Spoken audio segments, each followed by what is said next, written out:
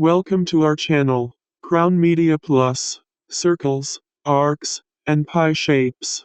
In the toolbox, click the Ellipse tool, hold down Ctrl, and drag in the drawing window until the circle is the size you want. Which tool is used to draw a circle in CorelDraw? The Ellipse tool. You can draw an ellipse or circle by dragging diagonally with the Ellipse tool, or you can draw an ellipse by using the 3-point ellipse tool to specify its width and height. In the toolbox, click the Ellipse tool. Drag in the drawing window until the ellipse is the shape you want. In the toolbox, click the Ellipse tool. Hold down Ctrl, and drag in the drawing window until the circle is the size you want.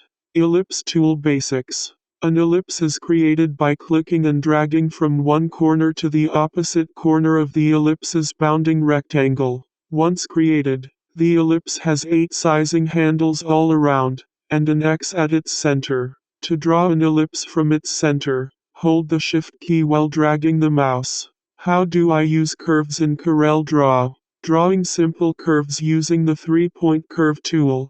Click where you want to start the curve, and drag to where you want the curve to end. Release the mouse button, and click to set the height of the curve.